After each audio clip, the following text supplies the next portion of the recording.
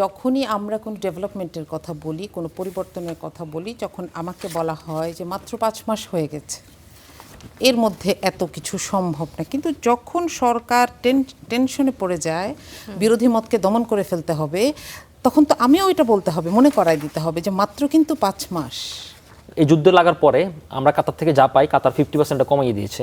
তো এই কারণে সরকার, আমাদের মাননীয় প্রধানমন্ত্রী তিনি পার্সোনালি চিঠি পাঠিয়েছেন মালয়েশিয়ার প্রধানমন্ত্রী আনোয়ার ইব্রাহিমকে। তখন তারা আরেকটি গাড়ি এখানে, মানে আরেকটি জাহাজ পাঠিয়ে দিয়েছে। সুতরাং সরকার তার বিকল্প ব্যবস্থা রেখেছে এবং এটা একটা টেকনিক্যাল এরর হতে পারে, কিন্তু এটা শর্ট টার্ম। আমাদের ইন্টারমিডিয়েট এবং লং টার্মে সরকারকে ভাবতে হবে। সরকারকে নাগরিককে তার সহযোগী বানাতে হবে, তাকে বলতে হবে যে দেখো এটা তো আর আমি করি নাই, বা ব্যাপারটা এরকম না যে আমি ইচ্ছাকৃতভাবে করছি। ব্যাপারটা হচ্ছে যে দিস ইজ আ সিচুয়েশন, আপনি নাগরিক, আমি সরকারের দায়িত্বে আছি, কিন্তু এই দুইটাতে আমার আপনার সহযোগিতা লাগবে। নেতা বদলায়, দল বদলায়, জন্ম নেয় নতুন দল, কিন্তু সাধারণ মানুষের ভাগ্য কি বদলায়? আশ্বাস আর প্রতিশ্রুতি ভিড়ে আমরা খুঁজব বাস্তবতার প্রতিফলন। আমাদের কাজ প্রশ্ন করা, দেশ ও মানুষের স্বার্থে প্রশ্ন করেই যাব। থাকবে মত এবং ভিন্ন মতে শ্রদ্ধা। স্টার নিউজ করা আলাপের সঙ্গে শান্তা শারলিন। দর্শক, আজ করা আলাপে আমাদের সাথে স্টুডিওতে অতিথি হিসেবে উপস্থিত রয়েছেন 3 জন সম্মানিত অতিথি। শুরুতেই তাদের সাথে পরিচয় করিয়ে দিতে চাই। আমার ঠিক বাঁদিকে রয়েছেন আসিফ বিন আলী, গবেষক ও রাজনৈতিক বিশ্লেষক, ডক্টরাল ফেলো, জর্জিয়া স্টেট ইউনিভার্সিটি, যুক্তরাষ্ট্র। আমার সাথে রয়েছেন মার্দিয়া মমতাজ, সংসদ সদস্য, জামাত ইসলামী, এবং রয়েছেন ডক্টর রাকিব আল হাসান, রাজনৈতিক বিশ্লেষক। আপনাদের 3 জনকে স্বাগত জানাচ্ছি আমাদের আজকের কড়া আলাপে।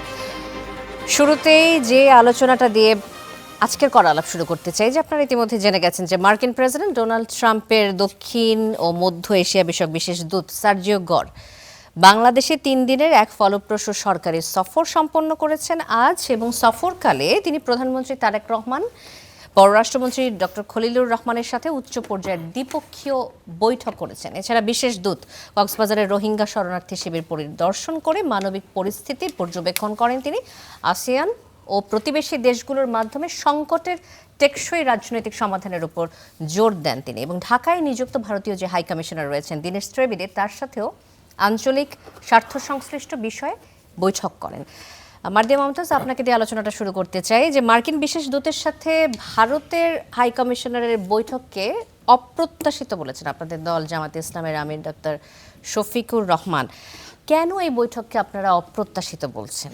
অপ্রত্যাশিত শব্দটা ব্যবহার করতে হলো কেন? জি, আপনাকে ধন্যবাদ।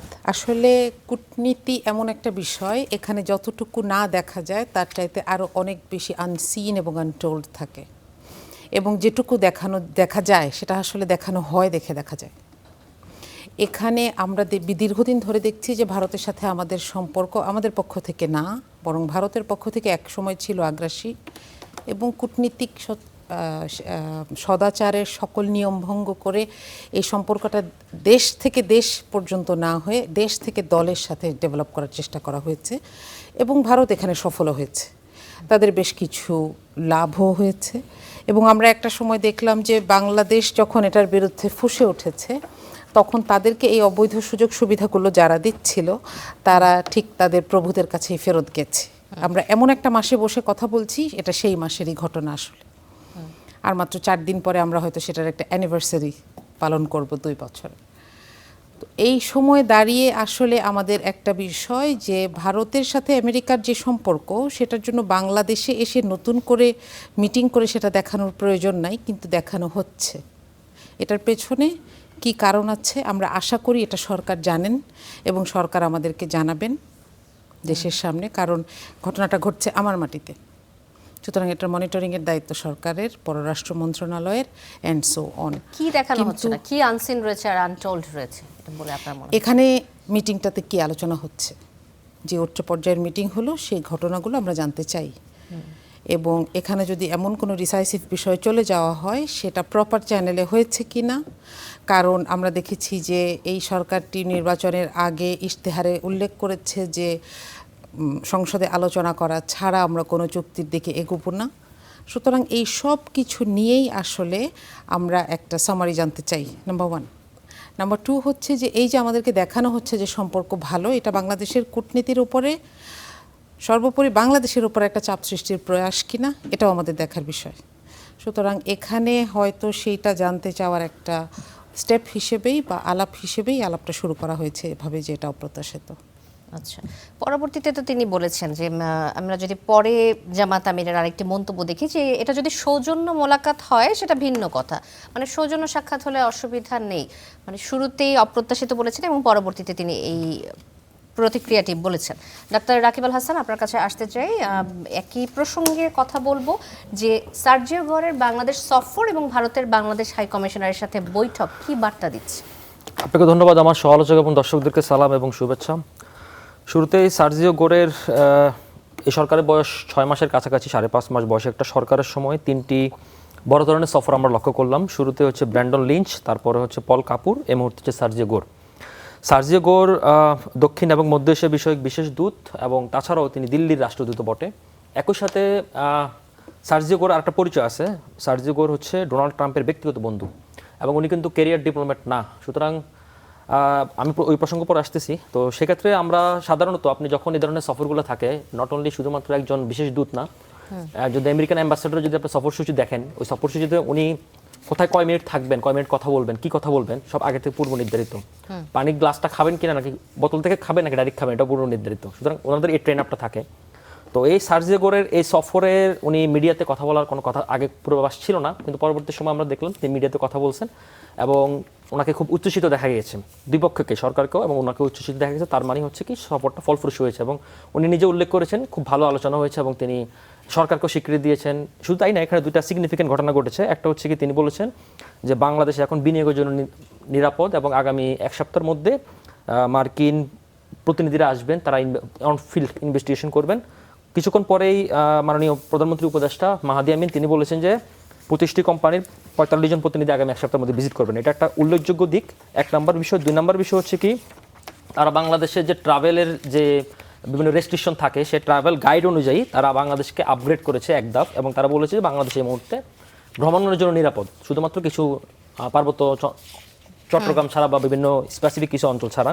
তার মানে হচ্ছে কি তারা বাংলাদেশকে এই রিকগনিশনটা দিয়েছে, সেটা হচ্ছে যে বাংলাদেশ এই মুহূর্তে তাদের নাগরিকদের জন্য যেমন নিরাপদ এবং বিনিয়োগের জন্য নিরাপদ। এবং বিনিয়োগের প্রসঙ্গে আমি একটু আসি, সেটা হচ্ছে ধরেন আমাদের এই সরকার কিন্তু প্রথমে কিন্তু আপনি দেখবেন ইন্ডিয়াকে বাইপাস করে কিন্তু চীনে গিয়েছিল এবং এটা নিয়ে অনেক কথা আসছিল যে বাংলাদেশকে সরকারকে চীনমুখী হয়ে যাচ্ছে কিনা, যেখানে আমাদের ভারতের আমেরিকার সাথে আমাদের যে একটা বাণিজ্য চুক্তি হয়েছিল এবং আমাদের অনেক কিছু আসলে গার্মেন্টস বলেন, অনেক কিছু আমাদের ট্রেড বাণিজ্য অনেক কিছু স্পেসিফিকলি ওয়ান সিঙ্গেল কান্ট্রি যদি হিসাব করেন তাহলে আমেরিকার উপর ডিপেন্ডেন্ট। তো সেই জায়গা থেকেও কিন্তু একটা কম্পিটিটিভ মার্কেট বা কম্পিটিটিভ ডিপ্লোমেসি আমরা এখানে উল্লেখ করলাম বা দেখা যাচ্ছে আর কি। তো এখানে আমি আরেকটু একটু যোগ করতে চাই, তারা কিন্তু আপনি খেয়াল করবেন এই মুহূর্তে কিন্তু বাংলাদেশ চরম একটি গ্যাস সংকটের মধ্যে রয়েছে এবং বাংলাদেশের সবচেয়ে মানে অনফিল্ড গ্যাস ফিল্ডের মধ্যে মোর দ্যান 50% হচ্ছে কি শেভরন কর্পোরেশন, আমেরিকা যে কোম্পানি, তো তারা গ্যাসগুলো উত্তোলন করছে। আর এছাড়া বাংলাদেশে 2017 সালের পর থেকে এই মুহূর্তে 2029-টির মধ্যে 23টি চলমান রয়েছে, 6টি গ্যাস ক্ষেত্র টোটালি বন্ধ। তো নতুন কোনো গ্যাস ক্ষেত্র উল্লেখ করা যায় কিনা সেটার ব্যাপারেও কিন্তু একটা ইঙ্গিত পাওয়া গেছে। আর একটা ইঙ্গিত পাওয়া গেছে সেটা হচ্ছে তারা কিন্তু বাংলাদেশকে প্যাক্স সিলিকা যে জোটটি রয়েছে এআই ভিত্তিক বা আপনার মানে আইআই প্রযুক্তি ভিত্তিক যে জোটটি রয়েছে সেখানে বাংলাদেশকে আমন্ত্রণ জানিয়েছে, যেটা অলরেডি কিন্তু আমরা চীন সফরে কিন্তু সরকারের ইঙ্গিতটি ছিল। সুতরাং এখানে আমি একটা কম্পিটিটিভ ডিপ্লোমেসি দেখলাম এবং সরকারের পক্ষ থেকে একটা স্বস্তির নিঃশ্বাস দেখা গেল। সুতরাং আমি এখন পর্যন্ত এটা মানে মাইক্রো লেভেলে এখনো যায় না, মাইক্রো লেভেলে গেলে এটার চুক্তি, টার্মস অ্যান্ড কন্ডিশন সব কিছু ভালো বোঝা যাবে। একটা লিমিটেশনের জায়গা আছে, আমি আগে বলে রাখি, সেটা হচ্ছে কি ধরেন আমাদের এখান থেকে সাধারণত আমেরিকার ইনভেস্টমেন্ট আর আপনি যদি চাইনিজ বা কোরিয়ান বা অন্য ইনভেস্টমেন্ট দেখেন একটা বা রাশিয়ান ইনভেস্টমেন্ট দেখেন, একটা সূক্ষ্ম একটা পার্থক্য আছে। পার্থক্যটা হচ্ছে কি তারা তাদের চুক্তিপত্রে যে শর্ত থাকে এই শর্তের বাইরে 1 টাকা খরচ করতে রাজি না। কিন্তু আমাদের যে আমলাতান্ত্রিক জটিলতা এবং আমাদের এখানে যে ঘুষ লেনদেন, সেই ঘুষ লেনদেন আগের কারণেও এর কারণেও অনেক আগেবারেই আমেরিকান অনেক কোম্পানি কিন্তু মুখ ফিরিয়ে নিয়েছে। কিন্তু এটাও কিন্তু এবার একটা টার্ম অ্যান্ড কন্ডিশন, একটা বড় লিমিটেশনের জায়গা। এ হচ্ছে মোটা দাগে এই সফরের এখন পর্যন্ত আমার অবজারভেশন।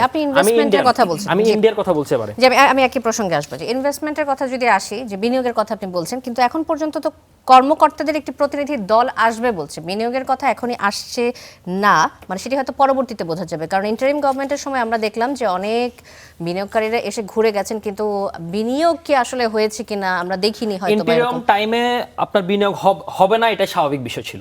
আর এই মুহূর্তে আপনার এটা মাথা রাখতে হবে যে এই সরকারের বয়স 5 বছর, তো 6 মাস পার হয়ে গেল, এই সরকারের মেয়াদ মিনিমাম আরও 4.5 বছর রয়েছে। এবং একটা গণতান্ত্রিক ডেমোক্রেটিক সরকার যখন থাকে তখন একটা আস্থা থাকে, একটা সিকিউরিটি, তারা কিন্তু বাংলাদেশের সিকিউরিটিকে এনশিওর করেছে। আমরা আমাদের বিচ্ছিন্নভাবে আইন শৃঙ্খলা পরিস্থিতি সিকিউরিটি এনশিওর করতে পেরেছেন। সিকিউরিটি এনশিওর বলছে কি বলেছে আপনি দেখেন, বলেছে যে এই সরকারের প্রতি আমরা আস্থা রাখছি এবং এই সরকার একটা ডেমোক্রেটিক সরকার হিসেবে তারা প্রতিফলিত হয়েছে, প্রতিস্থাপিত হয়েছে। এবং শুধু তাই না, আপনি সিকিউরিটি আপডেট না হলে তো তারা সিকিউরিটি যে তাদের যে লেভেল ট্রাভেল যে আপডেট, এটা আপডেট তাহলে করতো না তাদের নাগরিকদের জন্য, কারণ তারা তাদের নাগরিকদের জন্য সবসময় এটা বেশি কনসার্নিং বিষয়। আমার পাশে আসিফ ভাই রয়েছেন, তিনি একজন ইউএসএ থাকেন, তো উনি এটা ভালো বুঝবেন, উনি নিশ্চয়ই এটা ভালো ব্যাখ্যা দিবেন। তো এক্ষেত্রে আমি মনে করি যে ধরেন আপনি যেটা বলছেন, না হলে কিন্তু এই কথা বলতো না, বলছে আগামী 1 সপ্তাহের মধ্যে কিন্তু তাদের 25টা কোম্পানি থেকে 45 জন প্রতিনিধি তারা বাংলাদেশে আসবে। তো আসার পরে আমরা এখন যে অবজারভেশনটা আসছে আমাদের, সেটা পুরোটাই হচ্ছে কি ম্যাক্রো লেভেলে, আমাদের মাইক্রো লেভেলের প্রত্যেকটা টার্মস অ্যান্ড কন্ডিশনে যখন যাবে তখন এগুলো ইন ডিটেলস বোঝা যাবে। আমি শেষ করে দিই ইন্ডিয়ান সফরের ব্যাপারটা, যেটা জামাতের আমি বলেছিলেন যে অপ্রত্যাশিত আপা বলেছেন। এখন দেখুন এক্ষেত্রে আমার একটা অবজারভেশনের জায়গা রয়েছে বা আমার একটা স্পেকুলেশনের জায়গা, সেটা হচ্ছে সার্জিও গোর তিনি একজন ক্যারিয়ার ডিপ্লোম্যাট নন, তিনি একজন পলিটিক্যাল ডিপ্লোম্যাট। একই সাথে দীনেশ ত্রিপুরী তিনি একজন আপনার পলিটিক্যাল ডিপ্লোম্যাট। তো সুতরাং উনি যখন ইন্ডিয়ান রাষ্ট্রদূত বটে সার্জিও গোর, উনি বাংলাদেশে আসছেন, উনি ওনার সাথে বসবেন না এটা তো ওপেন জিনিস ছিল, এটা বসছে কি কথা হয়েছে না হয়েছে এটা উনি বাংলাদেশ সরকারকে বলতেও বাধ্য না। সুতরাং এখানে আমাদের এটা বুঝতে হবে ভারতের সাথে আমেরিকার কিছু অভিন্ন জায়গায় তাদের একমত, এবং দুইটার একটা কমন প্ল্যাটফর্ম রয়েছে চীন ঠেকাও নীতি। এবং এই চীন ঠেকাও নীতির কারণে ভারতকে তারা সবচেয়ে বড় বিশ্বস্ত বন্ধু মনে করে এই রিজনে। তো সুতরাং তাদের মধ্যে এই রিজনে আলোচনা হতেই পারে, হওয়াটা খুবই স্বাভাবিক। এটা বাংলাদেশের যে কোনো পলিটিক্যাল ভারতের মাটিতে হওয়া জরুরি বলে মনে করছেন কিনা? কারণ বিরোধী দল বারবার প্রশ্ন তুলছে বাংলাদেশের মাটিতে উনি সফরে আসছেন, 3 দিনের সফরে আসছেন উনি। একই সাথে আরেকটা জিনিস আমার মিসিং হয়েছে এখানে, সেটা হচ্ছে উনি কিন্তু রোহিঙ্গা ক্যাম্পও ভিজিট করেছেন।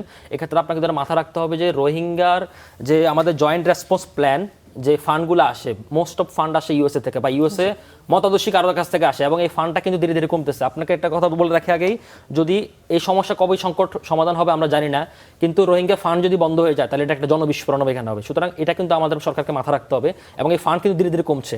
আপনার $24 থেকে $16 এখন সম্ভবত $12 চলে আসছে। তো সুতরাং এটা কিন্তু আমাদের মাথা রাখতে হবে, এবং এই জায়গা থেকে আমি মনে করি যে সরকারের একটা জয়েন্ট রেসপন্সিভ কমিটিও একই সাথে রিফ্লেকশন থাকা দরকার। কিন্তু জামাতের আমি যে কথাটা বলেছেন এটা আসলে একেবারেই আমি বলবো ওনার জায়গা থেকে একেবারে নন পলিটিক্যাল কথাবার্তা, নন ডিপ্লোম্যাটিক কথাবার্তা, এবং এখানে বাংলাদেশ সরকার ওনাদেরকে তলব করবে এটা বাংলাদেশ সরকারেরও ডিপ্লোম্যাটিক নর্মসের মধ্যে পড়ে না।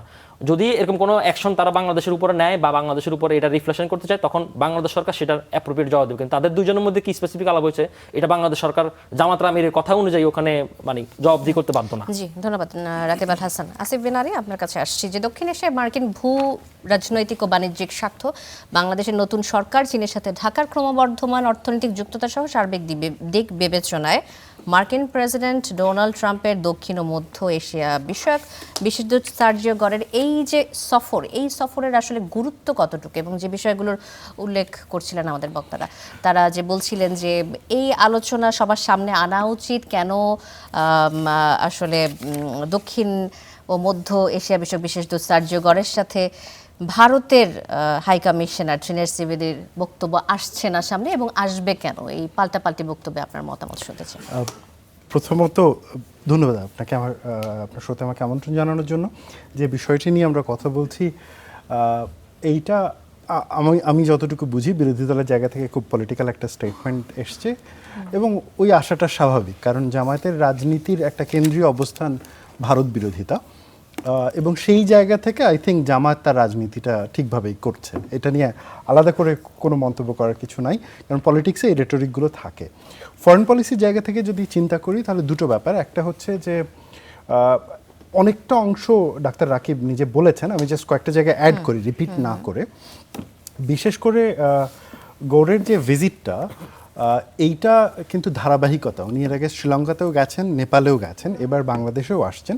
সো সাউথ এশিয়াতেই আমেরিকান একটা ইন্টারেস্ট আছে across the south Asian area, এবং এখানে চীন ঠেকাও নীতির একটা ব্যাপার আমেরিকানদের পক্ষ থেকে স্পষ্টভাবেই আছে।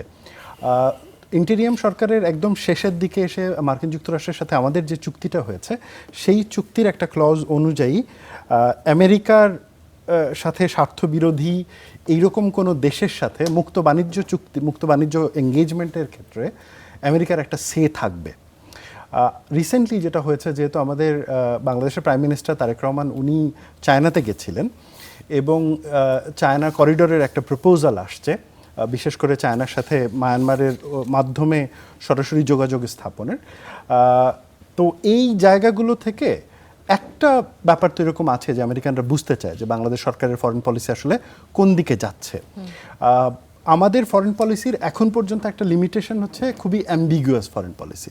আমাদের ফরেন পলিসি প্রেডিক্টেবল না।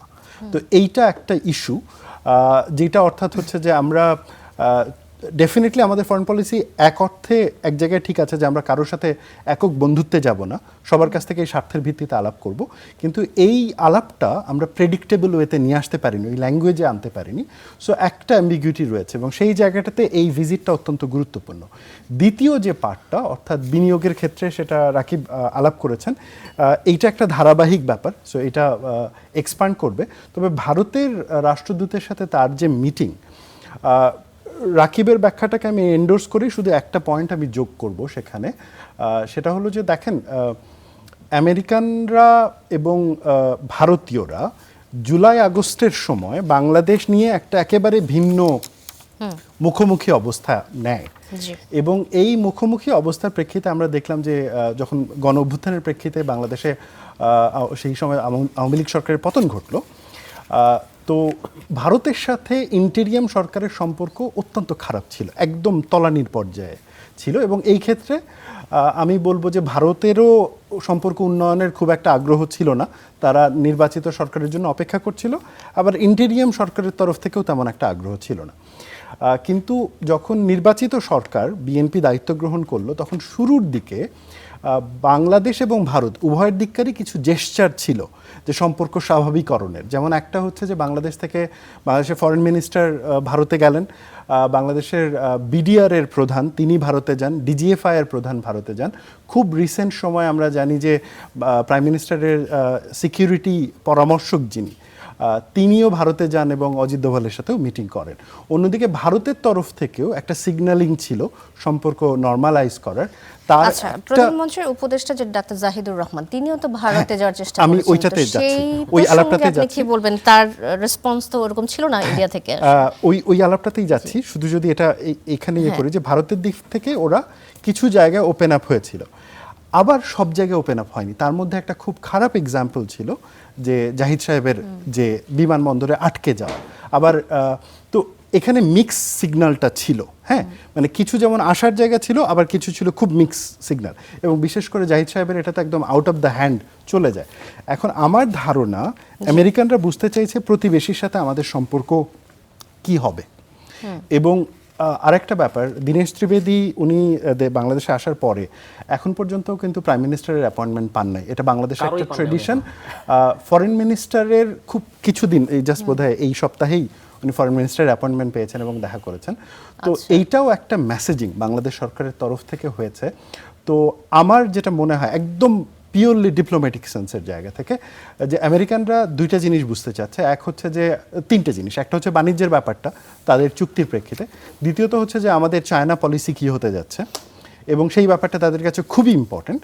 তবে হ্যাঁ, তারা এটাও জানতে আগ্রহী যে প্রতিবেশীর সাথে আমাদের সম্পর্ক নর্মালাইজ করার প্রক্রিয়াটা কত দূর এগোচ্ছে, আর সেখানে আমেরিকানদের ইন্টারেস্ট কতটুকু প্রভাবিত হবে। কারণ আপনাকে মনে রাখতে হবে, দেখেন, আমাদের সাথে ভারতের সুসম্পর্ক বা দুঃসম্পর্কে আমেরিকার কিছু আসে যায় না যতক্ষণ পর্যন্ত না এখানে আমেরিকান ইন্টারেস্ট ইনভলভ। সো আমার মনে হয় যে আমরা যদি খুব র্যাশনাল জায়গা থেকে, ইন্টারেস্টের জায়গা থেকে আলাপটা করি, it would make more sense.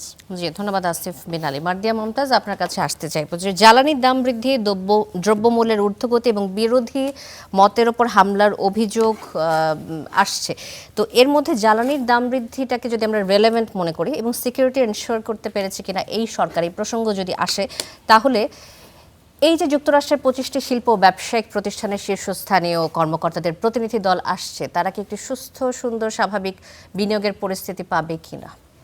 আচ্ছা, আমি আগের প্রসঙ্গে শেষ একটা কথা বলি। সেটা হচ্ছে, যেমন ধরেন, এমনকি আমাদের দেশের কোনো প্রতিনিধি মনে করেন শ্রীলঙ্কায় গেলেন এবং সেখানে তিনি ভারতীয় হাই কমিশনারের সাথে কথা বলতে চান, তাহলে এটাকে শ্রীলঙ্কা কিভাবে ফ্যাসিলিটেট করবে? কোনো প্রতিনিধি ছাড়া কেবলমাত্র দ্বিপাক্ষিক সম্পর্ক কি হতে দেবে কিনা? সুতরাং ভাই যেটা বলছিলেন, আমি পারফেক্টলি এটাকে ওকে মনে করি যে আসলেই আমাদের যে অ্যাম্বিগুইটিটা আছে সেটাকে এখন আমাদের ফর্মুলেট করার সময় এসেছে, আমাদের কনফিডেন্ট হওয়ার সময় এসেছে। কেউ এসে আমার ভেরি ফাইন, এটা বিজনেস ডিল হতে পারে, এটা কোনো ধরনের কূটনৈতিক ডিল হতে পারে, কিংবা সৌজন্য সাক্ষাৎ হতে পারে, কিন্তু আমি জানবো না কেন আমার একজন গুরুত্বপূর্ণ অফিসিয়াল সেখানে থাকবে। এই জায়গাটাতে আমি মনে করি এতদিনে বাংলাদেশের চলে যাওয়ার সময় শুধু না, প্রয়োজনও এসেছে। এবং এটা পৃথিবীর যে কোনো আমাদের সমান সমান দেশের কথাই আমি বললাম, আমি শ্রীলঙ্কার কথা কেন বলেছি, যে এইগুলো হচ্ছে আত্মমর্যাদার আসলে অর্থনৈতিক অবস্থার উপর নির্ভর করে না, বরং অর্থনৈতিক অবস্থা অনেক সময় এই আত্মমর্যাদার উপর নির্ভর করে। আপনি যেটা বলছিলেন সেটা হচ্ছে বাংলাদেশে, আমি যদি শুধু একটা ডেটা আপনাকে বলি যে আসলেই আমরা ভালো আছি কিনা কিংবা বিনিয়োগের অবস্থা আছে কিনা, আপনি দেখবেন সরকারি, বেসরকারি, আধা সরকারি কোনো প্রজেক্ট শুরু হচ্ছে না। বিনিয়োগের অবস্থা অবশ্যই আমরা আশা করি যে ইনভেস্টার্স আসুক আমাদের দেশে, বিনিয়োগ করুক, কিন্তু আমি জানতে চাচ্ছিলাম এখনকার পরিস্থিতি কেমন, সেটাই সরকার বলছি। সেটা মেনশন করতে পারছি কিনা। এমনকি সরকারি প্রজেক্টেরও আমরা দেখছি বিজ্ঞপ্তি হচ্ছে কিংবা টেন্ডার হচ্ছে, কিন্তু কাজ শুরু হচ্ছে না, কারণ টাকাগুলো দেয়া হচ্ছে না। কারণটা কি? কারণ সবার মধ্যে এক ধরনের অনাস্থা আছে। এবং গত 5 মাসে নির্বাচনের পরে 66টি শুধুমাত্র রাজনৈতিক হত্যাকাণ্ড। আমি সারা দেশে সবসময় অনেক ধরনেরই ঝামেলা হয়, সেগুলো সব কিছু সরকারের ওপর চাপিয়ে দিচ্ছি না, কিন্তু এগুলো বন্ধ করা যাচ্ছে না। তো এখানে আসলে একটা শঙ্কা থেকেই যায় যে আমাদের যারা এখানে ইনভেস্টর আসবে তারা শুধু মুখের কথায় বিশ্বাস করেই একটা দেশে ইনভেস্ট করে না, তারা অনেক কিছু দেখে। বিশেষ করে সরকারকে এখন প্রতিদিন 700 কোটি টাকার উপরে ব্যাংক থেকে লোন করতে হচ্ছে খরচ মেটানোর জন্য। এবং আপনি দেখেন যেই আমলাতন্ত্রকে আমরা বলেছিলাম যে হাসিনার টিকে থাকার সবচাইতে বড় হাতিয়ার, সেটার এক বিন্দু পরিবর্তন আমরা করতে পারিনি। তার সবচাইতে বড় পরিস্থিতিটা বা আউটকামটা হচ্ছে যে 9th পে স্কেল ছাড়া কেউ কাজ করবে না, আর ওদিকে IMF টানাটানি করছে যে 9th পে স্কেল দিলে আমরা এখানে ঋণ দিতে আমাদের আপত্তি আছে। এটার মধ্যে কিন্তু সরকার এখনও আছে, এটা সলভ করা যাচ্ছে না।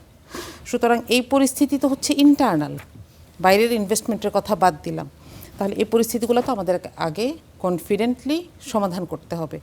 এবং যে আমলাতন্ত্রকে আমরা ওই যে 3 তলার জনকে শিফট করে 7 তলায় আর 7 তলার জনকে শিফট করে 11 তলায় পাঠিয়েছি, সেটা আসলে আগের পরিস্থিতি রয়ে গেছে, তারা আমাদেরকে নতুন করে কিছু দিবে না। আমরা বাজেটের সময় এটা কিন্তু টের পেয়েছি, nothing has been changed, nothing.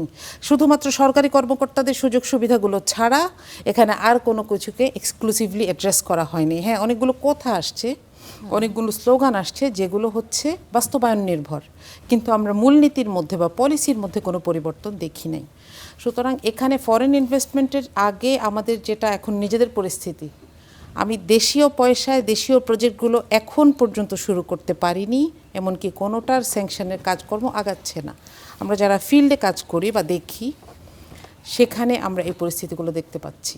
স্থানীয় উন্নয়নের কথাই যদি বলি, সুতরাং এখানে আসলে সরকারকে এই জায়গাগুলোকে ক্লিন করতে হবে আগে। আমরা এটা আগে থেকেই বলে আসছি, বহু আগে থেকেই বলে আসছি, এখনও বলবো। এবং এক্ষেত্রে আমরা আমাদের সহযোগিতার কথাও যেরকম বলছি, সেরকম আমরা পর্যালোচনাও তো করছি। জি, কিন্তু কাজটা করতে হবে সরকারকে। আবার আসবো মার্দিয়া মমতাজ। রাকিব আল হাসান, আপনার কাছে আসতে চাই যে অর্থনৈতিক অবস্থা আত্মমর্যাদার উপর নির্ভর করে নাকি আত্মমর্যাদার উপর অর্থনৈতিক অবস্থা নির্ভর করে, একটি দেশের বিবেচনায় যদি বলেন?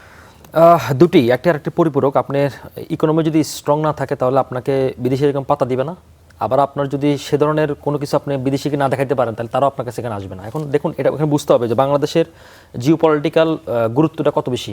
ধরেন বাংলাদেশকে বলা হয় যে এশিয়া প্যাসিফিকের কি বলে এটাকে বুলসিরাত বলা হয়। ধরেন আমাদের এখানে এক পাশে যেরকম বে অফ বেঙ্গল তো আছে, ভারত মহাসাগর আছে, এখানে আমরা দেখবেন আমরা কিন্তু ইন্দো প্যাসিফিক বা কোয়াডের কিন্তু অফিসিয়াল মেম্বার না, কিন্তু তারপরেও যে আমেরিকা বারবার আমাদের কিন্তু টানাটানি কেন করে, কারণ সে মনে করতেছে যে এখানে যে তার ভৌগোলিক যে অবস্থান, এই অবস্থানটা খুব গুরুত্বপূর্ণ। আবার আপনি যদি দেখেন আমেরিকার যে বার্মা অ্যাক্টটা 2022 সালে যেটা পাশ করা হলো, সে বার্মা অ্যাক্টটাও কিন্তু ইনডাইরেক্টলি কিন্তু বাংলাদেশ এখানে কোনো না কোনোভাবে ইনভলভ। আবার যেহেতু রোহিঙ্গার এত বড় একটা বোঝা আমাদেরকে বইতে হয়েছে, তো সুতরাং আমরা কিন্তু জিও পলিটিক্যাল একটা বড় একটা যেমন গুরুত্বপূর্ণ জায়গা রয়েছে, তেমন একটা মারপ্যাচের জায়গা রয়েছে। এবং এই মারপ্যাচের জায়গা যদি ধরেন শেষ মুহূর্তে কী হয়েছিল, হাসিনা কিন্তু সবার কোলে উঠছিল, কিন্তু শেষ মুহূর্তে ব্যালেন্স করতে পারে না কোনোটাই। সুতরাং আমাদের কিন্তু দেখবেন হাসিনা কিন্তু দেখবেন আমেরিকারও যেরকম শাসক ছিল, ভারতের কোলে বসে, আবার হচ্ছে চায়নার সাথেও সম্পর্ক পীড়িত, আবার রাশিয়ার সাথেও পীড়িত, সব দিকে পীড়িত করতে যায়, শেষ পর্যন্ত কোনো না রক্ষা করতে পারে নাই।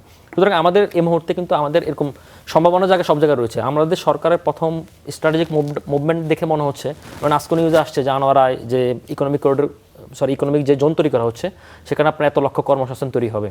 আবার আপনি দেখেন ওখানে কিন্তু বলে আসছিল সরকার যে আমরা কিন্তু সরকারের সাথে তথ্য প্রযুক্তিগত সহযোগিতা করতে চাই। তাহলে আজকে আবার এখানে প্যাক্স সিলিকে আপনাকে ইনভেস্টমেন্ট করেছে। সুতরাং আপনি কিন্তু দুই জায়গায় কিন্তু মার পেছে পড়ে যাচ্ছেন। এক্ষেত্রে আমি মনে করি যে সরকারের স্পেসিফিকলি একেবারে খুব টার্গেটেড ওয়েতে আগাতে হবে, এবং সেই টার্গেট ওয়ে আগানোর জন্য আপনি অনেকগুলো পয়েন্ট যোগ করেছে। আপনি বিনিয়োগের প্রশ্ন আসছিলেন, আমি একটু যোগ করি এখানে সাথে। সেখানে হচ্ছে ধরেন আমাদের বিনিয়োগ করার জন্য পরিবেশটা নির্ধারণ করবে কী হবে। একটা হচ্ছে ধরেন আপনার ইন্টারনাল সিকিউরিটি ফার্স্টে, এক্সটার্নাল সিকিউরিটি। এই মুহূর্তে আমাদের কোনো এক্সটার্নাল সিকিউরিটি দৃশ্যমান নাই। ইন্টারনাল সিকিউরিটি আমাদের সিকিউরিটি মানে আইনশৃঙ্খলা পরিস্থিতি ডে বাই ডে উন্নতি আরও অনেক দরকার, উন্নতি করতে হবে। কিন্তু আরেকটা বিষয় হচ্ছে ধরেন আমরা কিন্তু তেলের একটা সংকট পার হয়ে আসছে, এবং এই সংকটটা কিন্তু এখন শেষ হয়নি। আমাদের এই 17ই আগস্ট কিন্তু এমনই শেষ হচ্ছে আপনার ইসরায়েলের সাথে। তো এটা পরবর্তী এক্সটেন্ড করলে আমাদের তেলের যে আরেকটা সংকট হবে না, এটা গ্যারান্টি কোথায়, বা এটা আমাদের সরকারের বিকল্প রাস্তা কোথায়? একটা উদাহরণ আপনাকে দেই। ধরেন এই মুহূর্তে যে গ্যাস সংকটটা চলতেছে, এই মুহূর্তে একেবারে অনগোয়িং যে সমস্যাটা, সেই সমস্যাটা কেন হয়েছে? সেই সমস্যাটা হয়েছে ধরেন আমাদের যে মহেশখালীতে, কক্সবাজারের মহেশখালীতে যে দুটো টার্মিনাল, একটা টার্মিনালে এখানে শর্ট সার্কিট হয়ে টোটালি গ্যাসিফিকেশনটা বন্ধ।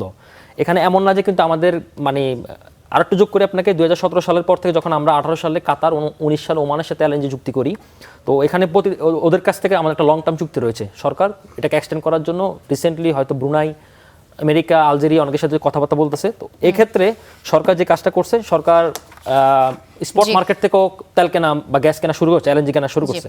তো সেক্ষেত্রে সরকারকে এটা নিশ্চিত করতে হবে, কারণ আপনার যখন বিদেশিরা এখানে ইনভেস্ট করবে, সেই ইনভেস্ট করার জন্য আপনার এই মার্কেটগুলো আপনার পর্যাপ্ত রয়েছে কিনা, এটা কিন্তু এনশিওর করার দায়িত্ব আমার আপনার না, এটা এনশিওর করার দায়িত্ব সরকারের।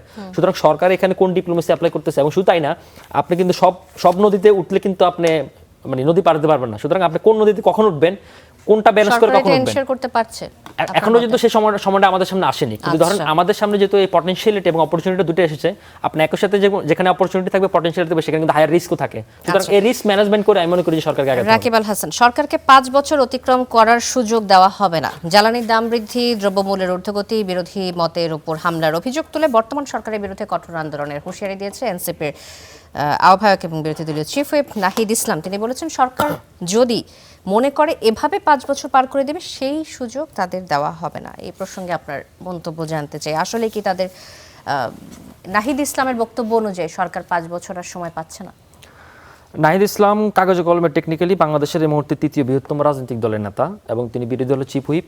তো পলিটিক্সে অনেক সময় অনেক কথা বলতে হয়, মাঠ গরম করার জন্য, রেলিভেন্ট থাকার জন্য অনেক কিছু বলতে হয়, তার কর্মী সমর্থকদেরকে খুশি করার জন্য অনেক কিছু বলতে হয়। তো দেখুন এই মুহূর্তে যেহেতু জুলাই আন্দোলন চলছে, এবং জুলাই যে আমরা অ্যানিভার্সারি বলেন, জুলাই স্মৃতিচারণ, এই মানে ওদের যে পদযাত্রা বা অন্যান্য অ্যাক্টিভিটিগুলো, কর্মসূচি চলছে, সব দলেরই কম বেশ চলছে। বিশেষ করে এনসিপির বেশি চলছে, এবং এনসিপির হবিগঞ্জে যে অনাকাঙ্ক্ষিত যে ঘটনাটি ঘটলো, সেটা আমরা তীব্র নিন্দা জানিয়েছি এবং সরকারকে আহ্বান করেছি সরকার যেন এটা সঠিক ব্যবস্থাটা নেয়। কিন্তু আপনি একটা জিনিস খেয়াল করবেন, ধরেন এই যে নাসিরউদ্দিন পাটোয়ারির বক্তব্যের প্রেক্ষিতে যে ঘটনাগুলো ঘটলো, সেই ঘটনাগুলোতে পাবলিক সেন্টিমেন্টটা কি, পাবলিক কি তাদের প্রতি সিম্প্যাথাইজ আপনি দেখছেন? আমি কখনো দেখিনি।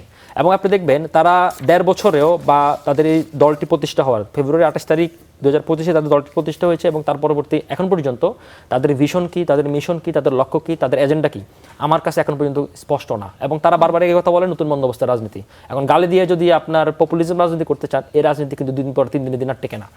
যেমন টকশোতেও খুব প্রথম দিন খুব গরম গরম আলোচনা হয়েছে, দ্বিতীয় দিন 3 দিন টকশোতে এখানে আলোচনা নাই।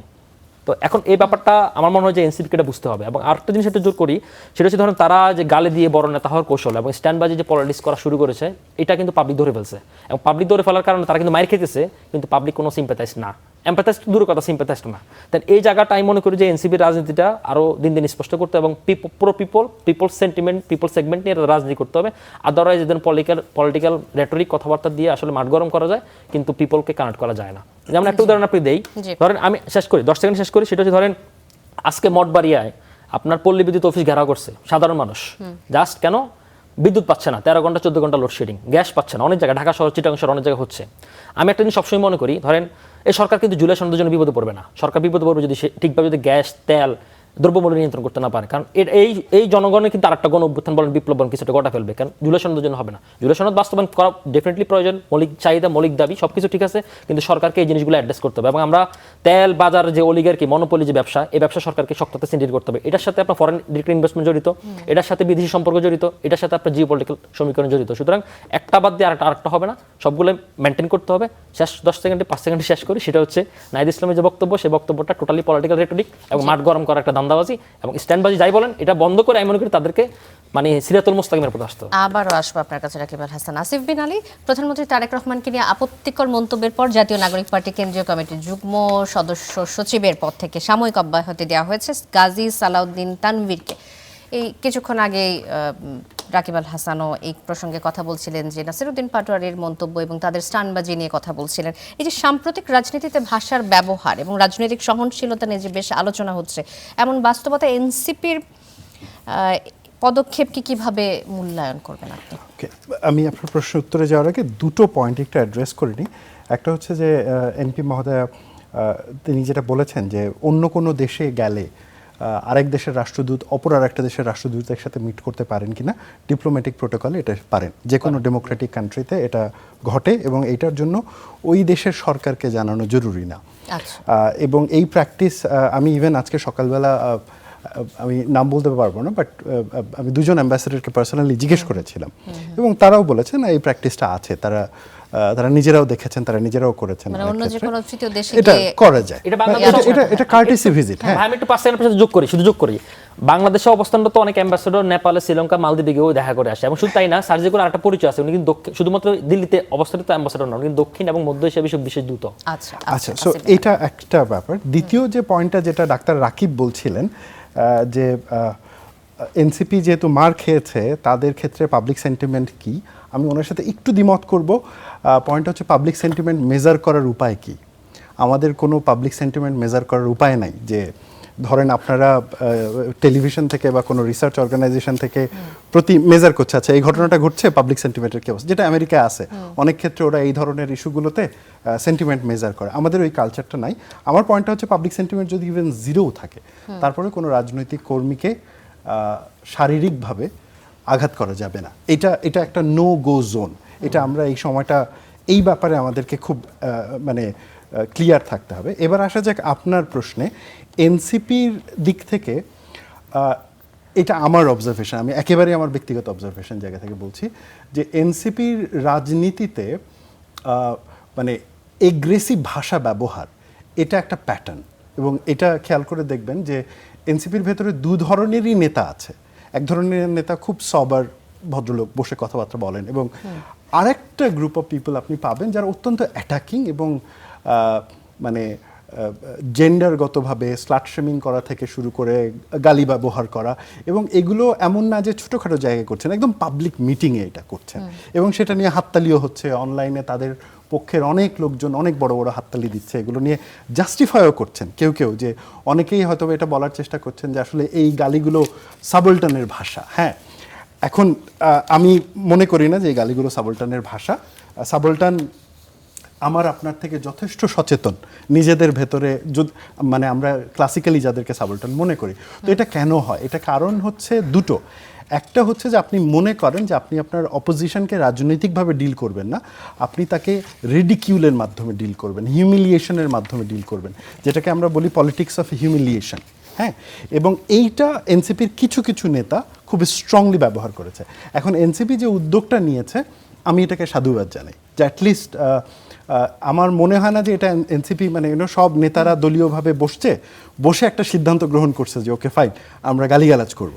তো আমি এটা বিশ্বাস করতে চাই। তো এনসিপির নেতারা যখন এটা করেছেন তারা ব্যক্তিগত ক্যাপাসিটি থেকেই করেছেন, আমি সেটাও বিশ্বাস করতে চাই। এবং এখন যেহেতু এনসিপি একটা পদক্ষেপ নিয়েছেন, ওইটা একটা গুড জেস্চার হিসেবেই গ্রহণ করা উচিত, যে আচ্ছা ঠিক আছে, তার মানে এই ধরনের ব্যবহার গ্রহণযোগ্য না। এখন দেখার বিষয় এই পদক্ষেপে এনসিপি কনসিস্টেন্ট থাকে কিনা। এটা তার মানে যদি তারেক রহমানকে এটা বললো বা জুবাইদা রহমানকে এটা বললো কিংবা জায়মা রহমানকে বললো তাহলে একরকম পদক্ষেপ, আর মির্জা ফখরুলকে বললে আর এক রকম পদক্ষেপ, বা সালাউদ্দিনকে বললে আর এক রকম পদক্ষেপ। ব্যাপারটা যদি এরকমের হয় যেটা আগের মেয়াদে ছিল আওয়ামী লীগ সরকারের সময়, আপনি অনেক কিছুই বলতে পারবেন কিন্তু হচ্ছে পার্টিকুলার 3-4 জনকে কিছু বলতে পারবেন না। আচ্ছা। হ্যাঁ, তো এটা কি ওই সিম্বল নাকি ব্যাপারটা হচ্ছে না এটা অ্যাক্রস দ্য পলিটিক্যাল ফিগার তারা এটা ফলো করছেন, ওইটা আমার দেখার আচ্ছা, আগ্রহ আছে। আরেকটা বিষয় আপনার মতামত জানতে চাইছি। যুগ্ম সদস্য সচিবের পদ থেকে সাময়িকভাবে অব্যাহতি দেওয়া হয়েছে গাজী সালাউদ্দিন তানভীরকে প্রধানমন্ত্রী তারেক রহমানকে নিয়ে মন্তব্য করার কারণে। তো অন্যান্য বর্ষিয়ান রাজনীতিবিদকে নিয়ে যখন নাসিরুদ্দিন পাটোয়ারির মতো রাজনীতিবিদ কথা বলেন এবং আপত্তিকর মন্তব্য করেন অনেক সময়, তো এই বিষয়ে তার কোনো পদক্ষেপ নেওয়া উচিত কিনা তার বিরুদ্ধে এনসিপির? একই লজিকে, কারণ যাকে অব্যাহতি দেওয়া হয়েছে আমি তার ফেসবুকে স্ট্যাটাসটা পড়েছি এবং ঠিক ওই মাপের বা ওর থেকেও আরো সিরিয়াস কথা এনসিপির অন্য নেতা তাদের যে রাজনৈতিক প্রতিপক্ষ তাদের বিরুদ্ধে ব্যবহার করেছেন এবং সেগুলো রেকর্ড আছে, সেগুলো ফেসবুকে জাস্টিফাই করেছেন। তাহলে মানে দেখেন আইন তো সবার ক্ষেত্রে অ্যাপ্লিকেবল হবে সমানভাবে নাকি? মানে এখানে আমরা 4 জন বসে আছি, যে কোনো রুলস 4 জনের ক্ষেত্রেই অ্যাপ্লিকেবল হবে। যদি শুধুমাত্র ধরেন এমপি মহোদয়ের ক্ষেত্রে অ্যাপ্লিকেবল হয় বা শুধু আমার ক্ষেত্রে অ্যাপ্লিকেবল হয়, তাহলে তো ওইটা নিয়ম হলো না, ওইটা তখন এক ধরনের পাবলিক পারফরমেন্স হলো। বাট আমি বিশ্বাস করতে চাই যে এনসিপি এটা পাবলিক পারফরমেন্স থেকে করে নাই, এটা তাদের বোধোদয় হয়েছে এবং তারা এই চর্চাটা পার্টির মধ্যে এই সদাচারটা ফেরত আনতে চায়। এইটা আমি এখন পর্যন্ত প্রত্যাশা করি, দেখা যাক ভবিষ্যতে কি হয়। জি, ধন্যবাদ আসিফ বিন আলী। মার্দিয়া মমতাজ, কিছুক্ষণ আগে একটা কথা আসছে, পাবলিক সেন্টিমেন্ট বোঝার উপায় কি, এটা মেজার করার উপায় কি? এই উপায়টা আমি আপনার কাছ থেকে একটু জানতে চাই, আসলে কোনো উপায় রয়েছে কিনা যে এই যে এনসিপির সদস্যদের প্রতি মানুষের পাবলিক সেন্টিমেন্ট কমে যাচ্ছে বা বেড়ে যাচ্ছে, এই বিষয়ে আপনার মতামত জানতে চাই। এবং সেই সাথে একই কথা যে এনসিপির সাথে আপনারা জোটে রয়েছেন এবং যুগ্ম সদস্য সচিবকে সাময়িকভাবে বরখাস্ত করা হয়েছে, সেই একই অভিযোগ যদি অন্যান্য রাজনীতিবিদের উপর আনা হয়, এনসিপির রাজনৈতিক ব্যক্তিবর্গের উপর আনা হয়, কয়েকজনের নাম বারবারই চলে আসে, তাদের বিরুদ্ধে কি ব্যবস্থা গ্রহণ করবে এনসিপি? যেহেতু জামাতের সাথে আপনারা জামাতের সাথে জোটে রয়েছে, তো এই কথাটা আসে। আসলে এক একটা দল তার স্বকীয়তা নিয়ে জোটবদ্ধ আছে, নির্বাচনও করেছে নিজের প্রতীকে, তো সেখানে তাদের এই সিদ্ধান্তটা ডেফিনেটলি আমিও সাধুবাদ জানাই। কারণ আমরা অন্তত এখন একটা জায়গায় চলে যেতে চাই যেখানে মূলধারা রাজনীতিবিদদের এই ধরনের কথাগুলো বলার দরকার হবে না। আর আরেকটা যেটা বলছিলেন আমি একটু মিস করেছি, আমি বলছিলাম যে পাবলিক সেন্টিমেন্ট মেজার করার উপায় রয়েছে কিনা? পাবলিক সেন্টিমেন্ট আসলেই আমাদের মেজার করার জায়গা নাই। হ্যাঁ, যেমন ধরেন মানে আমরা আসলে পাবলিক সেন্টিমেন্ট এখন দেখি তো সোশ্যাল মিডিয়ায়, এবং সোশ্যাল মিডিয়ার মতামতের কোয়ালিটি যদি দেখেন এটা একেবারেই বেসিক, এটা কোনো র্যাশনাল কোয়ালিটি না, এখানে কোনো র্যাশনাল ডিসিশন নাই। আমি যেদিন আপনি দেখেন না যে একটা খুব ভালো একটা কথা বলছেন, 2 মিনিটের একটা ভিডিও, সেইটার আপনি রেসপন্সেস দেখেন এবং আপনি একটা গালি দেন, সেটার রেসপন্সেস দেখেন। সুতরাং সোশ্যাল মিডিয়া দিয়ে আমি পাবলিক রেসপন্স মাপি না, যদিও সেখানে খুব সুন্দর সংখ্যা দেখা যায়, এত পিপল দেখেছে, এত পিপল লাইক দিয়েছে, এবং এটাকে আমরা না আস্তে আস্তে এইটাকে আমরা আমাদের পারসেপশনে নিয়ে আসছি, এটা ক্ষতিকর। এটা ক্ষতিকর কেন দেখেন, এটা ক্ষতিকর নির্বাচনের সময় কেমন হয়েছিল কিনা, এবারে নির্বাচনের কি ফলাফলের ক্ষেত্রে প্রেডিকশন এই সোশ্যাল মিডিয়া থেকে কোনো আপনি ট্রাম্পের নির্বাচন দেখেন, আপনি যে কোনো ধরনের এই বড় স্কেলের নির্বাচন দেখেন, সোশ্যাল মিডিয়া ম্যানিপুলেশন থেকে শুরু করে সোশ্যাল মিডিয়ায় কাজ করার আলাদা টিম থাকা থেকে শুরু করে, সেটা আলাদা কথা, সেটা আমি বলছি না, কিন্তু আপনি আমি কি ওখান থেকে সিদ্ধান্ত নেব কিনা সেটা হচ্ছে কথা। এখন সোশ্যাল মিডিয়া আমাদেরকে শেপ আপ করছে কিনা এটা হচ্ছে ব্যাপার, আমার একমাত্র কনসার্নের জায়গা সেটা। আপনি দেখেন, আমি দেখি যে সোশ্যাল মিডিয়ার রিচ এখন এমন একটা বিষয় হয়ে গেছে, আজকে যে আমাকে নিয়ে আমি থার্ড পারসন যাকে নিয়ে সবচেয়ে বেশি এআই জেনারেটেড ছবি বানানো হয়, আমি তো থার্ড ওয়ান। হ্যাঁ, এবং এটা আমার নিজের রিসার্চ না, একটা মিডিয়া হাউসের ফ্যাক্ট ফাইন্ডিং এর একটা আউটকাম। এবং এত ইন্টারেস্টিং, আমি যখন কমেন্টগুলো মাঝে মধ্যে দেখি যে যেই অ্যাটায়ার আমার সাথে কিছুতেই যায় না এবং যেই অ্যাটায়ারের রাস্তায় বের হলে মানুষ পাগল বলবে, সেই অ্যাটায়ার আমাকে দেয়া হচ্ছে এবং মানুষ নিচে এসে বলছে যে দেখছো এরা না আসলে তলে তলে এরকম, মানে সে সিদ্ধান্ত নিচ্ছে। সেইটাকে ওই ভুরুঙ্গামারিতে একটা মোবাইল ফোনের দোকান চালায়, এবং তার প্রোফাইলে আপনি গিয়ে দেখেন, I have studied this personally, তার প্রোফাইলে আপনি গিয়ে দেখেন আজকে সে ওই ছবিটা শেয়ার করেছে, 3 দিন আগে জাইমা রহমানের একটা ছবি শেয়ার করেছে। তার আসল বিজনেসটা হচ্ছে রিচ। এখন ওইটা থেকে কি তাহলে আমি ডিসিশন নিব? জবাব হচ্ছে না, আমি ওখান থেকে ডিসিশন নিব না।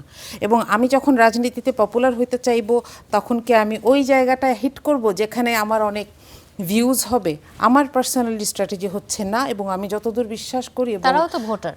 হ্যাঁ, আপনি যদি মানুষ ভোট এভাবে দেয় না, মানুষ ভোট দেয় তারা অন্যভাবে। ভোটের কেমিস্ট্রিটা পুরাটা আলাদা। কিন্তু এইটা হচ্ছে চানাচুরের মতন, যে প্রতিদিন খাবো, প্রতিদিন ভালো লাগবে, আপনি জানেন আপনি কতখানি খেয়ে ফেলছেন। এটার সমস্যাটা কি? সমস্যাটা হচ্ছে ওই যে পারসেপশনটাকে আমরা সিদ্ধান্ত নিয়ে ফেলি সংখ্যাগুলো থেকে। আমরা খুব সহজে দেখতে পারি 2 লাখ লোক লাভ দিয়েছে আর 200 লোক হাহা দিয়েছে। আমি কি বলবো, এটা ভালো জিনিস। কিন্তু দেখেন কি ওখানে এমন একজন একটা গালি দিয়েছে, ওই শত্রুটা কমন, কিন্তু ওই গালি জীবনে আমি দিব না, কিন্তু ও গালি দিয়েছে দেখে আমার ভালো লাগছে। এটা একটা কথা। আরেকটা কথা হচ্ছে, আমি আপনাকে বলি, স্বৈরাচার যখন ছিল তখন কিন্তু আমরা ডিসেন্সি দিয়ে পলিটিক্স করতে দেখি নাই। আমাদের যে বাচ্চারা 18তেও নেমেছে তারা এমন এমন কিছু কথা বলেছে আমাদের কান গরম হয়ে যেত, কিন্তু আমরা সহ্য করেছি। কেন বলেন তো? আমরা কিন্তু এই যে গালিকে অপছন্দ করি, এইটা এই 24-এর আগে কোনো দিন কেউ কোনো রাজনৈতিক দল বলে নাই, বরং আমরা ওইটাকে পছন্দ করেছি। কারণ ওই যে আমি একটু আগে আপনাকে বললাম যে শত্রুটা কমন, আমরা বলতে পারছি না আমার জায়গা থেকে, আরেকজন বলে দিচ্ছে, আমার কিন্তু ভালো লাগছে। সুতরাং এখানে আসলে আমি বলবো যে আমরা যখন এই ছেলেদেরকে শিষ্টাচার শেখানোর কথা বলবো, তখন নাম্বার 1 আমাকে নিজেকে পালন করতে হবে, নাম্বার 2 আমার উদ্দেশ্যটাকে ওয়াচ করতে হবে আমার নিজের। আপনি কি সরকারদলীয় কোনো নেতার এমন শিষ্টাচার বহির্ভূত আচরণ আপনার চোখে পড়ছে কিনা এই অবশ্যই মুহূর্তে? আপনি শামসুজ্জামান দুদু সাহেব কি বলেছেন চিন্তা করেন এনসিপিকে নিয়ে। আমি এটা এখানে বলাটা শোভন মনে করছি না যে আমি এটা করব ওরা ভেসে যাবে। এটা তো কোনো ভদ্রজনচিত কথা না। শোকজ পরে, শোকজ এখন এনসিপিও শুরু করেছে। হ্যাঁ, কিন্তু আমার কথা হচ্ছে মুরব্বীরা পথ দেখায়, আর বাচ্চারা, মুরব্বীরা 1 করলে বাচ্চারা 10 করে দেখায়। আর দ্বিতীয় কথা হচ্ছে, আপনি যদি গালিকে ড্রেস করার মাধ্যমে জুলাইকে কেউ চ্যালেঞ্জ করতে দেখেন তাহলে তাকে সন্দেহ করা উচিত। আমি করি। জি, আচ্ছা, আরেকটি প্রসঙ্গ নিয়ে আসতে চাই। আন্দোলনের নামে দেশকে অস্থিতিশীল করার যে কোনো প্রচেষ্টার বিরুদ্ধে সরকার কঠোর ব্যবস্থা নিতে এবং প্রয়োজনে আঙুল বাঁকা করতেও প্রস্তুত বলে সতর্ক করেছেন তথ্য সম্প্রচার মন্ত্রী জহিরুদ্দিন স্বপন। আজ শনিবার রাজধানীর একটি অনুষ্ঠানে কথা বলেছেন। তথ্যমন্ত্রী এখানে যোগ করেছেন যে আমাদের জন্য আন্দোলন করা ছিল মানুষের অধিকার রক্ষার আন্দোলন, কিন্তু বর্তমানে আন্দোলন করা অনেকের পেশা হয়ে গিয়েছে। এনসিপির কর্মকাণ্ড প্রসঙ্গে তিনি এই ইঙ্গিতটি করেছেন যে সংসদের চেয়ে তারা রাজপথকে বেশি প্রাধান্য দিচ্ছেন, অশ্লীল বক্তব্যের মাধ্যমে সামাজিক যোগাযোগ মাধ্যম দূষিত পরিবেশ সৃষ্টি করছেন অনেকে। এই প্রসঙ্গে আপনার মতামত জানতে চাই মার্জিয়া মুমতাজ। জি, প্রথম কথা হচ্ছে তারা সংসদ থেকে রাজপথকে বেশি গুরুত্ব দিয়েছে এটা কেউ বলতে পারবেন না। এনসিপি কিংবা জামাতের কেউ কি সংসদে না এসে রাজপথে গিয়ে বসেছিলেন এবং মাঠ গরম করার চেষ্টা করেছেন কিনা এটার স্ট্যাটিস্টিক্স আমি জানতে চাই, কারণ আমি এটা দেখি নাই। দ্বিতীয়ত হচ্ছে যে যখনই আমরা কোনো ডেভেলপমেন্টের কথা বলি, কোনো পরিবর্তনের কথা বলি, যখন আমাকে বলা হয় যে মাত্র 5 মাস হয়ে গেছে, এর মধ্যে এত কিছু সম্ভব না। কিন্তু যখন সরকার টেনশনে পড়ে যায়, বিরোধী মতকে দমন করে ফেলতে হবে, তখন তো আমিও এটা বলতে হবে, মনে করাই দিতে হবে যে মাত্র কিন্তু 5 মাস, বেশি দিন কিন্তু যায় নাই। দেখেন, এখন আমাদের সবার ঘাড়ে স্বৈরাচারের একটা অত্যাচারের ছায়া আছে, অভিজ্ঞতা আছে। আমরা দেখেছি ওই যে বয়লিং ফ্রগ সিনড্রোম, তাই না? ব্যাংকটা মনে করে যে আরেকটু বারুক আমি সহ্য করে নেই, আরেকটু বারুক আমি সহ্য করে নেই, যেই যখন সহ্যের বাইরে চলে যায় তখন তার ঝাঁপ দিয়ে বাইরে পড়ার অবস্থা থাকে না। মানুষ যদি সেটা থেকে এখন চাইতে থাকে, এবং আসলে কি চাওয়ার পরিস্থিতি আছে, আমি বলবো আছে। আমি আপনাকে রাজনৈতিক হত্যার কথা বলেছি, আমি গত 5 মাসে আপনাকে স্ট্যাটিস্টিক্স দিতে পারবো যে কিভাবে, আমি জেনারেল অপরাধের কথা বাদ দিলাম, দলীয় নেতাকর্মীদের মাধ্যমে ফৌজদারি অপরাধ হচ্ছে, কোথাও মুচলেকা দিয়ে ছেড়ে দেওয়া হচ্ছে, কোথাও মামলা করা যাচ্ছে না। এই পরিস্থিতিগুলো আমাদেরকে ভালো সিগন্যাল দেয় না, সরকারকে সতর্ক হতে হবে। জি, ধন্যবাদ। রাকিব আল হাসান, একই প্রসঙ্গে আপনার কাছেও আসতে চাই যে আন্দোলন যে উদ্দেশ্যেই হোক তা দমন করতে আঙুল বাঁকা করার পদ্ধতি কি হুমকি নাকি গণতান্ত্রিক পরিবেশকে আসলে কিছুটা ব্যাহত করছে? কারণ এই যে 5 মাস সময় বারবার বলছে সরকার, 5 মাস অনেক সময় সুফলও নিয়ে আসতে পারে, কুফলও নিয়ে আসতে পারে, বারবার এটা উল্লেখ করা, যেটি প্রসঙ্গটি এনেছেন মার্দিয়া মমতাজ। এ প্রসঙ্গে আপনার মন্তব্য জানতে চাই। আমার খুব পছন্দের একজন স্প্যানিশ কবি, নাম হচ্ছে পাবলো নেরুদা। তার একটা বিখ্যাত লাইন আছে, you can cut all the flowers but you can not stop spring from coming. তুমি সকল গাছ উজাড় করে দিল, বসন্ত ঠেকাতে পারবে না। তো এক্ষেত্রে ধরেন যা হওয়ার সেটা হবে, যা হবে না তা কখনোই হবে না, ব্যাপারটা এরকম। আর এই ব্যাপারটা হচ্ছে ধরেন আপনি তথ্যমন্ত্রী যে বক্তব্যটা দিচ্ছেন, এটাও আমি পলিটিক্যাল বক্তব্যই বলবো। আর আরেকটা জিনিস হচ্ছে ধরেন রাষ্ট্র সবসময় একটা বল প্রয়োগকারী সংস্থা, রাষ্ট্র সবসময় তার সবকিছু ম্যানেজ করার জন্য বলই প্রয়োগ করে, কিন্তু আমাদের দেখতে হবে যে অন্যায় এবং অন্যায্যভাবে বল প্রয়োগ করছে কিনা। শেখ হাসিনাও তো ধরেন বল প্রয়োগ করতে যায়, বলছে না জঙ্গি দমন করতে যায়, সব মৌলবাদ বলে সব কিছু মানে দাড়ি টিপোলা সবাইকে ধরছে। তো রাষ্ট্র বল প্রয়োগ করবে, রাষ্ট্রের ইন্টারনাল সিকিউরিটি বলেন, এক্সটার্নাল সিকিউরিটি বলেন, তার সব কিছু ঠিক রাখার জন্য। কিন্তু রাষ্ট্র তার নাগরিকের উপর, বিরোধী মতের উপর কোনো দমন পীড়ন করছে কিনা সেটা আমাদের দেখতে হবে। তো আপনি অনেকগুলো কথা বলছেন, হ্যাঁ ডেফিনেটলি এগুলা অনেক মানে আমি তো আপনাকে আগেই বলছি যে সেটা হচ্ছে কি আমাদের আইনশৃঙ্খলা পরিস্থিতি উন্নয়নে অনেক জায়গা রয়েছে, দলীয় দ্বন্দ্ব কোন দল, অনেক মানুষ মারা যাচ্ছে, ট্রু। কিন্তু এটাও দেখতে হবে যে আমাদের টকশো করার কারণে, ফেসবুকে স্ট্যাটাস দেওয়ার কারণে হাসিনার মতো কাউকে গুম করে নিয়ে যাচ্ছে কিনা, টকশো থেকে নামার পরে নিচে গাড়িতে ওঠার আগে সাদা গাড়ি দিয়ে কাউকে উঠে নিয়ে যাচ্ছে কিনা, এই ধরনের কোনো সিনারি আমাদের এখনো পর্যন্ত দেখা যায়নি। আর একটা জিনিস, আরেকটাও মানে একটা বেসিক জিনিস আমাদের মাথায় রাখতে হবে, সেটা হচ্ছে কি আমরা স্ক্যান্ডিনেভিয়ান ডেমোক্রেসি না, আমরা ইউরোপিয়ান ডেমোক্রেসি না। আমাদের সাউথ এশিয়ান যে স্ট্যান্ডার্ড ডেমোক্রেসি, সেই স্ট্যান্ডার্ড ডেমোক্রেসি গত 17 বছর ছিল না। সেটা আমাদেরকে অ্যাচিভ করতে হবে, অ্যাচিভ করার পর তখন আমাদেরকে এগুলো ভাবতে হবে। এগুলোর পিছনে এডুকেশন, কালচার, অনেক ফ্যাক্টর জড়িত। তো এখন পর্যন্ত এমন কোনো সাইন সিস্টেম দেখা যায়নি। আর প্রতিপক্ষ আন্দোলন করবে, সংগ্রাম করবে, এটা যেমন প্রতিপক্ষের কথা সরকার দলীয় ধরনের হুমকি দুমকি দিবে যে আন্দোলন করলে আঙুল বাঁকা করতে হবে, ধরে নিয়ে যাবো, এই করবো সে করবো, এগুলা পলিটিক্যাল রেটরিক, এগুলো একাডেমিক ডিসকাশনে এটুক পর্যন্ত আলাপ। আচ্ছা, একজন ফেসবুক মানে সোশ্যাল মিডিয়ার একটা পোস্ট দেখে আমার চোখ আটকে গেল, আমি কথাটা বলি যে বাসা বাড়িতে কয়েকদিন ধরে গ্যাস নেই, হিসাব করে দেখলাম দিনে এক বেলাই খাওয়া হচ্ছে, কারণ আমি বাসায় থাকি। হ্যাঁ, আগে বলছিলাম। তো কি এক মুসিবত, তিনি লিখছেন যে একটা সময় শুনতাম যে কাঁঠালের বার্গার খাও, এখন কি রাষ্ট্রপক্ষ সবাইকে বাধ্যতামূলক কিটো ডায়েটে পাঠাচ্ছে কিনা, এই প্রসঙ্গ তিনি তুলেছেন। এখন রান্না করার মতো গ্যাস, এটা আসলে মৌলিক সেবার মধ্যেই পড়ে। এই অনিশ্চয়তা থেকে আমাদের মুক্তির উপায় কি, যদি আপনার মন? আচ্ছা, এই অনিশ্চয়তা থেকে মুক্তির উপায় হচ্ছে কি, যখন এই গ্যাস সংকটটি শুরু হয় তখন যিনি বিদ্যুৎ বা খনিজ মন্ত্রী তিনি বলেছেন এটা টোটাল ওভারঅল, এবং আমি কয়েকজন এক্সপার্টের কথা দেখলাম, বুয়েটের কয়েকজন প্রফেসরের আলাপও দেখলাম আজকে আসার আগে, ওনারাও বলছিলেন যে এটা 2 সপ্তাহ মতো সমাধান লাগবে।